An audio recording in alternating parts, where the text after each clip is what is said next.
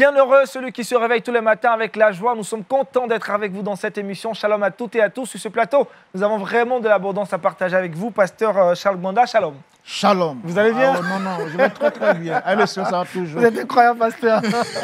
Bonjour Jean-Richard. Bonjour Aniel et shalom à tous. On va bien? Très bien, merci. Paul Félicia, bonjour. Bonjour Aniel et shalom à tous. Content d'être là aussi ce matin. Je suis très contente. Notre invité du jour est la première secrétaire et consul de l'ambassade de l'État d'Israël en Côte d'Ivoire, l'excellence Yana Goldman. Shalom. Shalom à tous. Vous allez bien? Parfait, pourquoi Gloire pas. à Et vous? Jésus-Christ, merci d'être avec nous.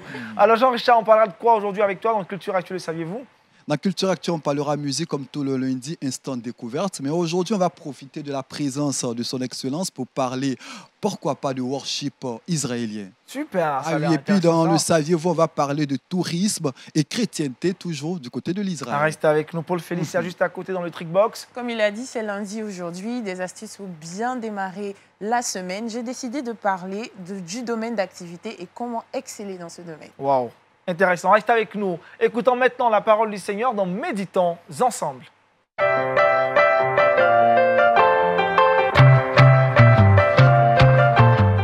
Le thème de l'exhortation ce matin, j'ai gardé la foi. Allez-y, pasteur. Nous sommes heureux donc d'être là pour cette méditation. Parce qu'il faut commencer la journée avec Dieu et sa parole. Donc j'ai choisi, disons, Dieu m'a inspiré à prendre le passage suivant, 2 Timothée 4, versets 7 à 8. J'ai dit pour vous, j'ai combattu le bon combat, j'ai achevé la course, j'ai gardé la foi, verset 8. Désormais, la couronne de justice m'est réservée. Le Seigneur, le juge, me le donnera dans ce jour-là. Et non seulement à moi, mais encore à tous ceux qui auront aimé son avènement. Amen. Amen. Paul proclame et confesse que j'ai gardé la foi. Nous sommes à une époque très difficile dans le domaine de la foi. Beaucoup de chrétiens qui ont bien commencé, qui ont bien continué, mais qui terminent mal. C'est-à-dire, ils abandonnent la main du Seigneur. Ce n'est pas un fait nouveau. On le retrouve ici au verset 10. Car Démas m'a abandonné pour amour pour le ciel présent. Démas était un homme de Dieu, un compagnon engagé avec Paul dans le ministère. Mais il est arrivé qu'au fil du temps, on ne sait pas ce qui s'est passé, mais il va abandonner non seulement Dieu, mais abandonner Paul, son compagnon. Donc, aujourd'hui encore, c'est pas un fait nouveau. On voit que beaucoup ont commencé vraiment à 100 à l'heure la foi, mais au fil de leur vie chrétienne, ils finissent par tout abandonner. Nous connaissons beaucoup, même des hommes de Dieu, qui ont abandonné la foi et qui sont assis à la maison, qui ne font plus rien pour le Seigneur, qui ne vont plus à l'église. Donc, le bon combat qu'on doit mener en ces temps-ci, c'est de tout faire pour garder la foi. C'est dit assez facilement, mais ce n'est pas facile à réaliser. Et Paul, en disant qu'il a gardé la foi, il le dit parce qu'il a connu beaucoup de difficultés dans sa vie. Premièrement, par exemple, dans Actes 9, lorsqu'il s'est converti au Seigneur, même les chrétiens avaient des doutes sur sa foi. Il a fallu Barnabas pour leur faire comprendre non, que c'est un vrai frère et non pas un traître, non pas un faux frère, pour qu'il soit accepté par les apôtres et par l'Église. Deuxièmement, il a été beaucoup persécuté. Comme on le voit dans Actes 18, il fallait que le Seigneur puisse l'encourager pour dire à Paul, ne crains point, parle, car j'ai beaucoup de personnes dans cette ville qui sont prêtes à croire en moi. Donc, il a fallu l'encourager chaque fois parce qu'il a connu beaucoup de persécutions. Il dit lui-même dans 2 Corinthiens 11, il fait la liste de tous les souffrances qu'il a connues dans sa vie et dans son ministère. Alors donc Paul a connu toutes ces difficultés. Il va en citer par exemple ici encore dans le chapitre 4 de 2 Timothée, il dit, verset 14, « Alexandre le forgeron m'a fait beaucoup de mal. » Vous voyez? On n'a pas toujours des gens qui nous entourent, nous passent la pommade sur le corps. Non, il faut s'attendre à ce que, même au sein de l'Église, qu'il y ait des gens qui vont contre nous, qui agissent contre nous. Il faut le savoir, il faut être assez réaliste. Pas qu'on aura toujours des gens qui ont parlé de bien de nous, mais sachant qu'il y a des gens qui ont mal parlé de nous, comme le cas d'Alexandre, le forgeron, qui a fait beaucoup de mal à Paul. Donc là, ça peut être une occasion de perdre la foi. Mais Paul va persévérer. Verset 16, il dit ceci, « Dans ma première défense, personne ne m'a assisté, mais tous m'ont abandonné. » Or, lorsque nous voyons le mystère de Paul, Paul a été toujours entouré. Paul a aidé toujours des personnes qui étaient dans la difficulté. Il y avait un ministère de guérison extraordinaire, de compassion. Mais à la fin de sa vie, tous l'ont abandonné. Mais malgré cela, il proclame, il faut qu'on soit positif. Voilà, parce que ce qui peut amener une personne à abandonner la foi, c'est qu'il n'est pas positif. C'est-à-dire que lui, il voit qu'il fait du bien, mais on lui rend au contraire le mal. Du mal. Ayons la réaction de Joseph dans Genèse 50, verset 20. Il dit ceci. Il dit à ses frères, vous avez médité de me faire du mal, mais Dieu l'a changé en bien. Tant que nous avons cette façon de réagir, c'est sûr que, quelles que soient les difficultés, nous garderons toujours la foi. Mais quand on passe le temps à plénicher sur nous-mêmes, on ne va pas avancer. Comme on a dit quelqu'un, nous fait envie que de faire pitié. Voilà. Mais qu'est-ce qui a permis à Paul de garder la foi encore? L'élément le plus important, verset 17, il dit ceci, « C'est le Seigneur qui m'a assisté et qui m'a fortifié. » Donc, par l'assistance du Saint-Esprit, par l'assistance de Dieu, Paul a tenu ferme dans la foi. Et c'est démontré dans Luc 22, Jésus dit à Pierre, « Pierre, Satan vous a réclamé pour crier comme un clou de froment, mais j'ai prié pour toi afin que ta foi ne défaille point. » Donc, grâce à la prière du Seigneur, l'homme de Dieu, le chrétien peut tenir ferme et avancer de victoire en victoire. Amen. Parce qu'il est important qu'à la fin de notre vie, il faut que la foi demeure en nous. La foi, seulement la foi en Dieu, la foi en sa parole, la foi en son amour. Il faut que cette foi demeure dans notre cœur. Notre foi ne doit pas connaître un fléchissement pour ne pas nous amener à abandonner le Seigneur. Et pour terminer, il dit au verset 18, « Le Seigneur me délivrera de toute œuvre mauvaise. Il me sauvera pour me faire entrer dans son royaume céleste. » Donc voici quelqu'un qui était en prison, quelqu'un qui était abandonné, quelqu'un qui était persécuté, et il peut affirmer d'une manière victorieuse, le Seigneur me délivrera de toute mauvaise, il me sauvera pour me faire entrer dans son royaume céleste. Ça, c'est la foi véritable. Ce n'est pas la foi qui se manifeste quand tout va bien. La foi se manifeste quand tout va très mal.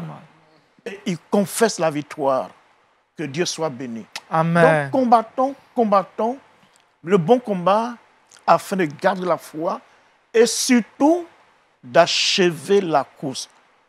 On peut commencer une course et ne pas la terminer, mais en tant que croyants, commençons et surtout terminons la course.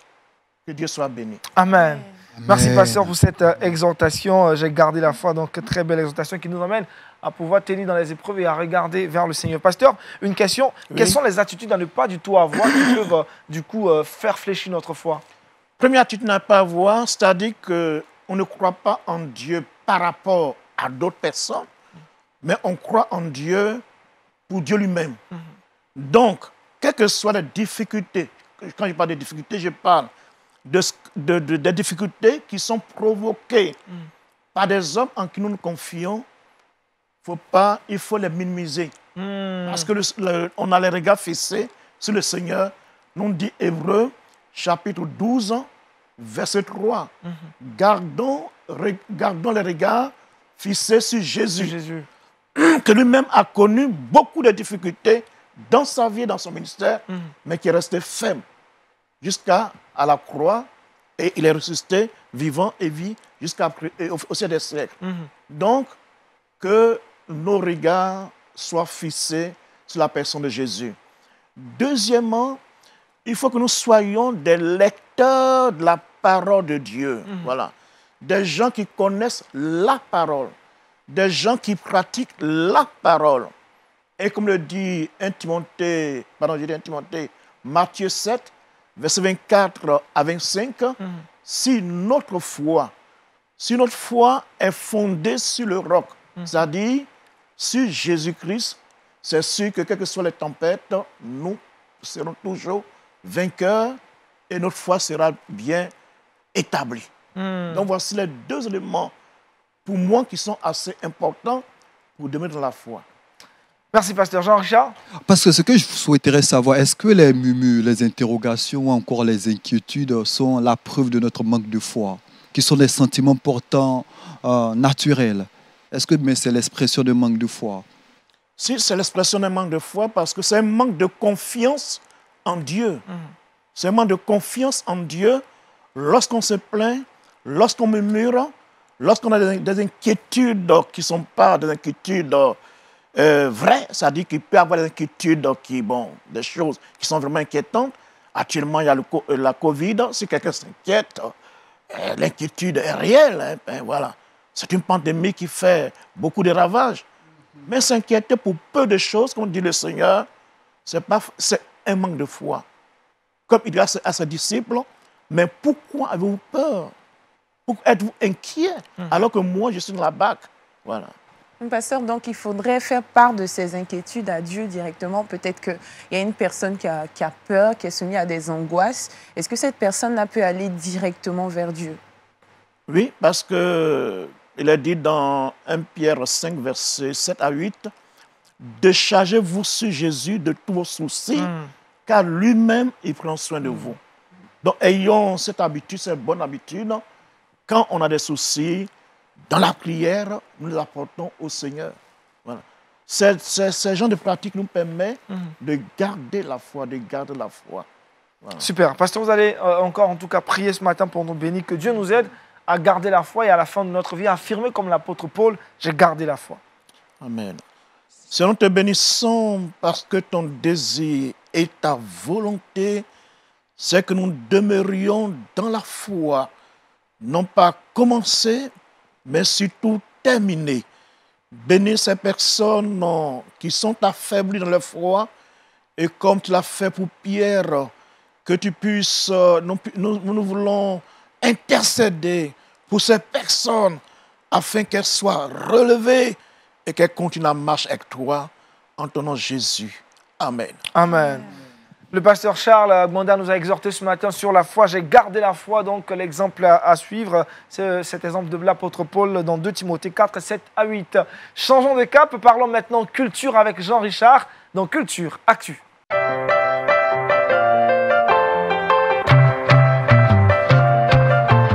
Jean-Richard, l'expérience musicale israélienne est à l'honneur sur notre plateau ce matin.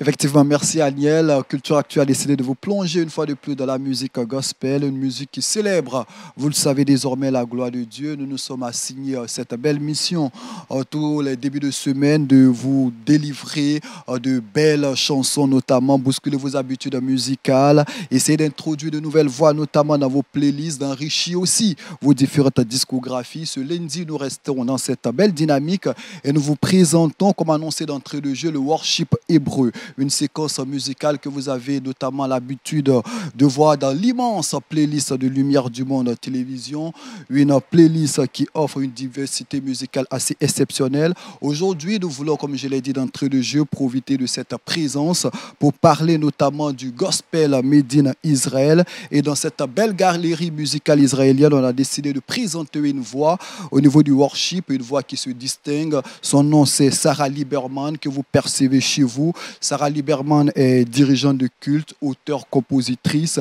oratrice israélienne qui a consacré sa vie non seulement à la bénédiction, mais aussi à la louange. Son premier album, dénommé La Fanécha, j'espère que je prononce bien, Je suis avant toi, est un mélange d'adoration et de louange, de reconnaissance à Dieu. Son deuxième album, Un cœur pur, c'est un album où elle évoque notamment son attachement au Seigneur, et puis ses différentes chansons sont des chansons qui nous approchent de Dieu. Elle a cette habitude-là de reprendre de grands cantiques, notamment Amazing Grace, et les grands succès de Dalen Zesh, c'est l'une des grandes voix de la scène gospel, en tout cas du côté de l'Israël, et je tenais pourquoi pas la présenter à toutes ces personnes qui nous suivent. C'est vrai qu'on est habitué à écouter des musiques de chez nous, des musiques, c'est vrai, on n'a pas l'habitude d'entendre ce qu'ils disent, mais n'empêche que lorsque vous découvrirez les différentes chansons de Sarah Lieberman, vous verrez véritablement que c'est une adoratrice du Seigneur. Sarah Lieberman, donc c'est une artiste que vous nous recommandez, Jean-Richard. Pourquoi pas? D'accord. Merci, Jean-Richard. On va vraiment parler maintenant de l'État d'Israël, surtout dans sa globalité, mais dans son rapport avec l'Afrique maintenant, dans cet entretien que nous avons avec la première consul de l'ambassade de l'État d'Israël en Côte d'Ivoire. C'est maintenant.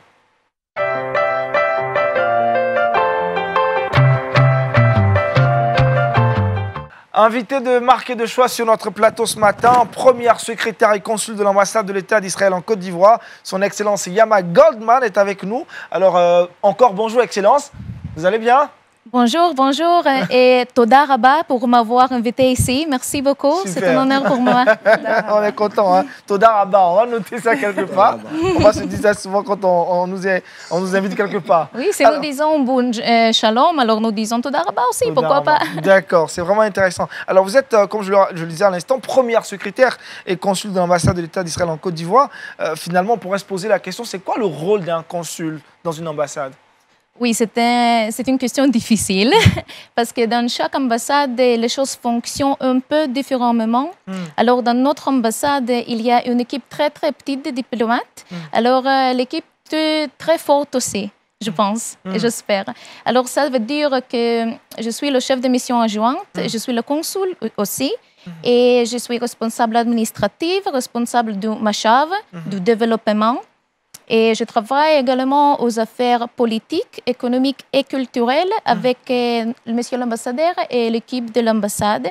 Et ça veut dire que je bénéficie de tout le monde parce que je travaille aussi avec la population locale. Wow. Oui, et il y a l'expérience avec la culture. Et aussi, je travaille et je connais moi-même les Israéliens qui vivent ou travaillent ici.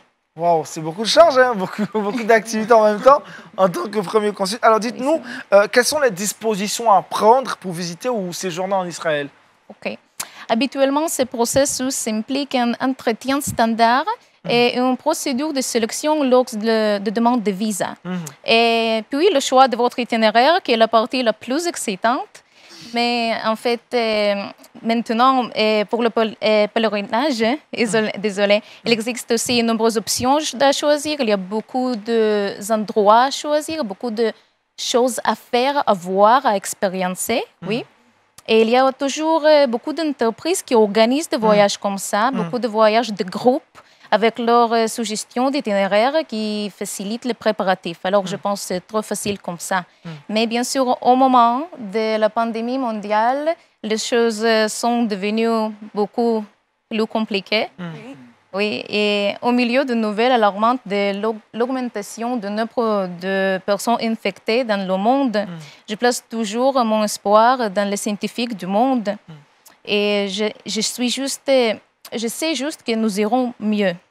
Peut-être que cela prendra du temps, et peut-être beaucoup de temps, très, très lentement, mais aussi très, très certainement, nous reviendrons à la stabilité que nous avions auparavant.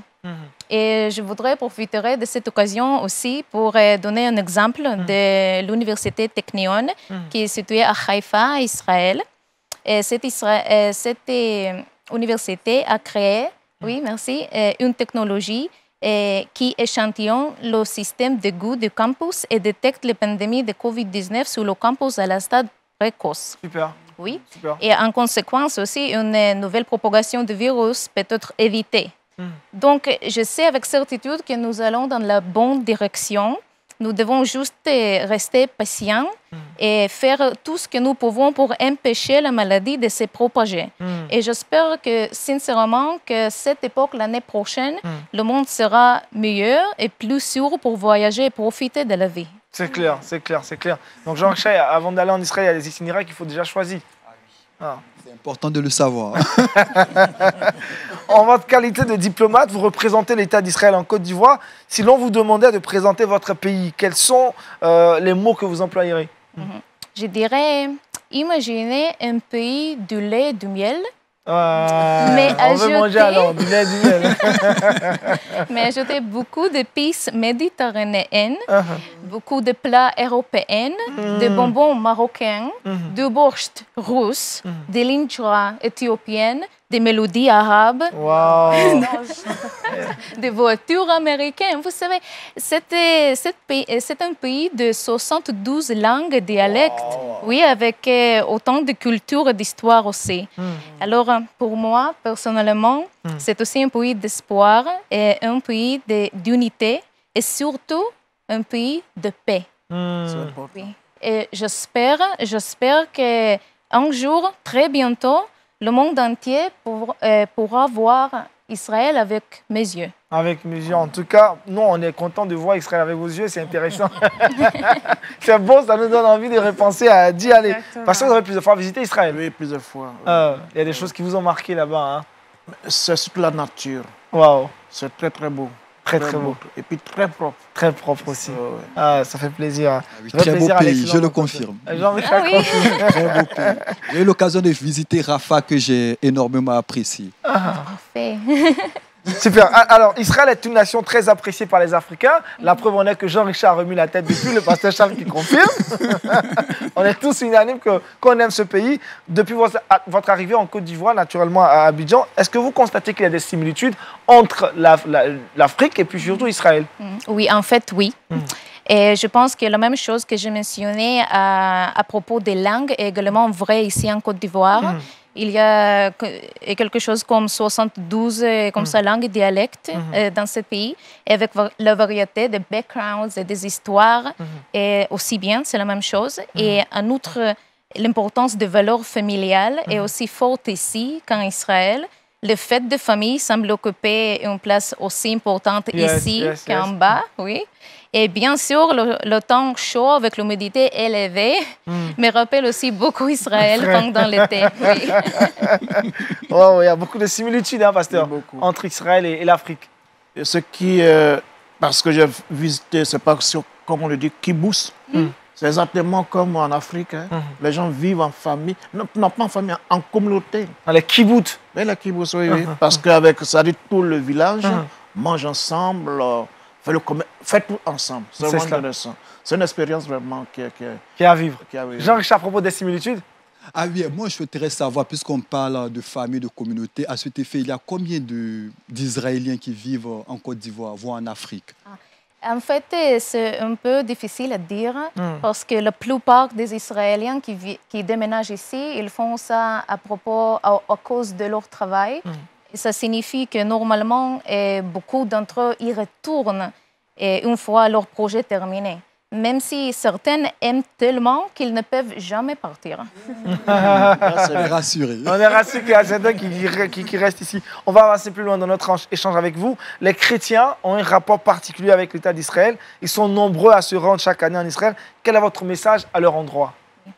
Mon message est à vous remercier pour votre amour et votre soutien à notre beau pays.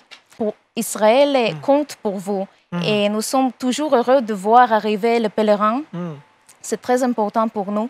Et Israël est un pays de beaucoup. Et aussi, c'est un pays de nombreuses religions. Alors, je pense que c'est le site le plus réconfortant que vous puissiez être témoin. C'est voir les chrétiens, les musulmans, les juifs prier ensemble, travailler ensemble, étudier ensemble. C'est quelque chose de très, très, très spécial. Et comme on dit toujours, l'année prochaine à Jérusalem. L'année prochaine à Jérusalem. Ah, c'est bien dit. Paul Félicia, une question pour vous. Oui, j'ai une question. Israël est bien connu pour sa coopération internationale. Comment donc s'y prendre pour bénéficier de l'assistance ou de l'appui d'Israël quand on développe un projet? Oui, en fait, tout d'abord, c'est bon de rester toujours en écoute des événements du Machav, c'est notre organisation de développement, même s'ils n'ont lieu qu'en ligne aujourd'hui. Et on peut faire ça, rester en écoute avec notre Facebook ou avec notre courriel. Et vous pouvez participer à des conférences données par les principaux professionnels israéliens sur divers aspects aussi, y compris différents de l'agriculture, l'automisation des femmes. Oui, les cours de français aussi, parce que vous savez, je dois ces cours. Alors, les compétences commerciales aussi, et bien d'autres. Il y a beaucoup de choses. Et je veux dire aussi que chaque cours ne vous apprend pas seulement une chose à la fois, mais c'est plus important que ça. Et ça vous donne également des idées et de la motivation pour l'avenir.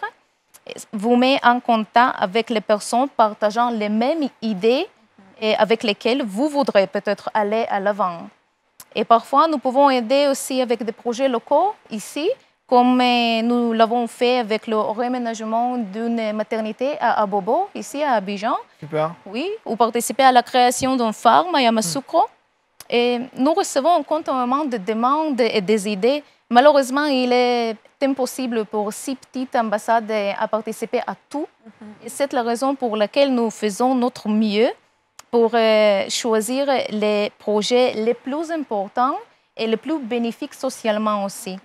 Nous essayons également toujours de rester en contact avec les anciens de Machav et rester au courant de leur activité ici. Super, merci Excellence. Avant de prendre votre mot de fin, on va progresser un tout petit peu dans cette émission et retrouver maintenant Paul Félicia dans le Trickbox.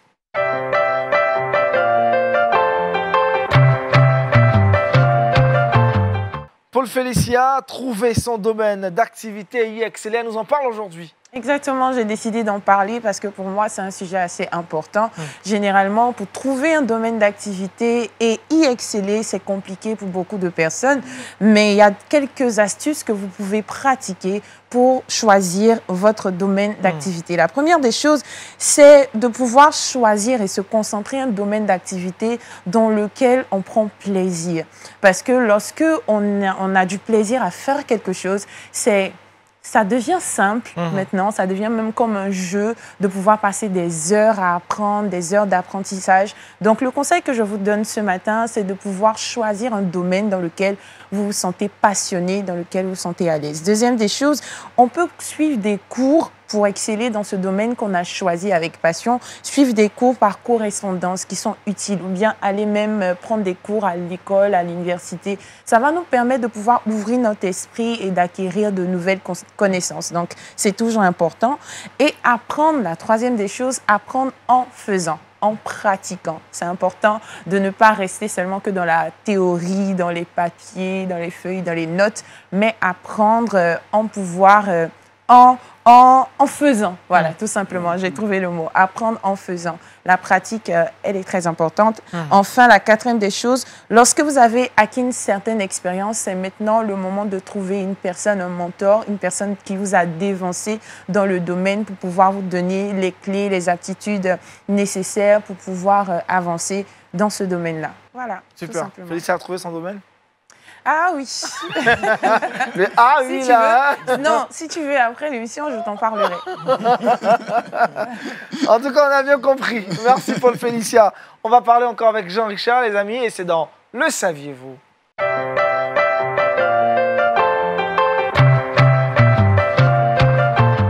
Jean-Richard nous parle du tourisme en Israël. Effectivement, merci Aniel. Aujourd'hui, j'ai décidé de parler du tourisme en Israël. On sait plus ou moins tous que Israël est un immense pays économiquement, sur le plan technologique, sur le plan agricole, sur le plan médical, mais aussi sur le plan touristique.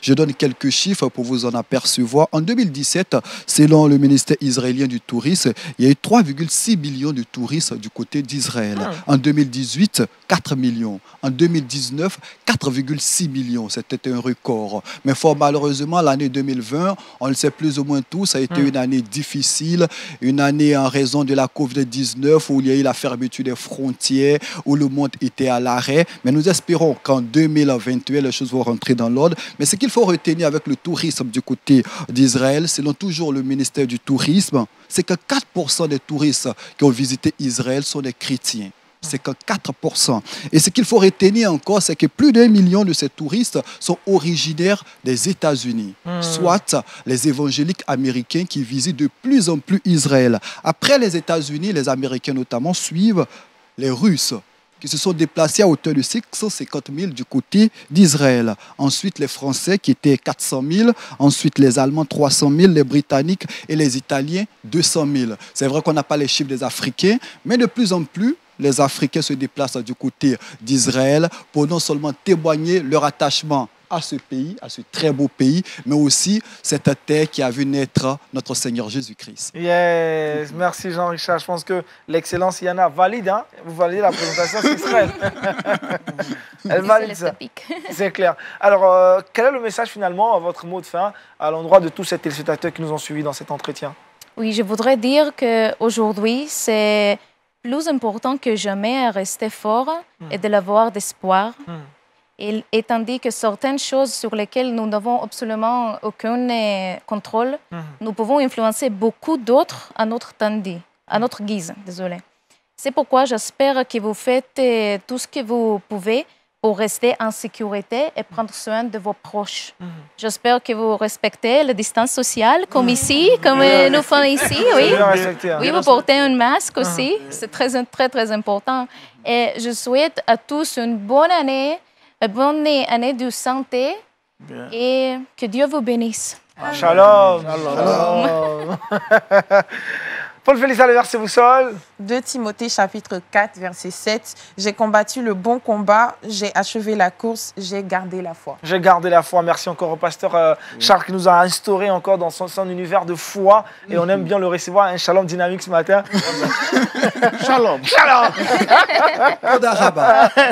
Toda Rabba. Toda Rabba. Jean-Richard, très bon élève. Plus 5 pour toi, Jean-Richard, c'est parfait. Et encore merci donc à son excellence Yana Goldman. On a pris du plaisir à partager avec vous cette émission et surtout être instruit et informé sur l'État d'Israël et vos actions que vous menez en Afrique. Merci à Paul Félix, à Jean-Richard, à toute l'équipe de production de Wake Up. On a été content de passer ces instants avec vous. Rendez-vous est pris demain pour un autre numéro de Wake Up. D'ici là, portez-vous bien et bonne suite de programme sur LMTV. Shalom chez vous.